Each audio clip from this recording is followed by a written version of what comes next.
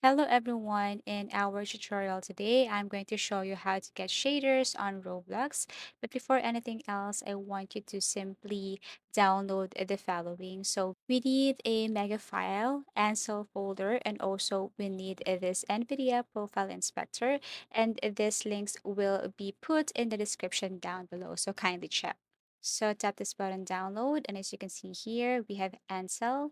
And while waiting for it to finish, you have to go to NVIDIA Profile Inspector, go to this page or website right here, and then tap this Assets NVIDIA Folder Inspector .zip.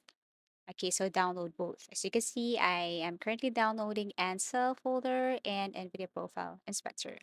Once done, what you want to do is to extract it. So right click, tap extract all, then you will see the folders beside. So I have extracted Ansel folder and this one NVIDIA Profile Inspector. So what you're going to do is to just simply first go to NVIDIA Inspector folder, and then once you open, scroll down till you see Ansel flags.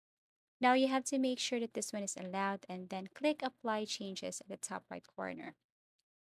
Now, the next thing to do is go to Ansel and then copy this folder right here, right click, and then copy. Now this time you have to go to your local disk after you copy this one and then simply locate program files. Okay, click copy, go to a local disk C, go to program files, look for NVIDIA Corporation folder. Okay, so you can also type N to see that, and then after that, open this folder and then delete this Ansel old folder right here. And then paste the new Ansel folder that you have copied earlier. Okay, again, I'm going to show you copy this one, or you can just simply paste it right away. Go to show more options and then paste, continue. And yes, it will replace whatever is the files inside this old Ansel folder right here.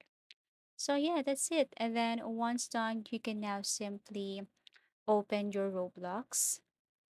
But before that, you have to open its location. So go to the search bar, type Roblox, and then look for open file location.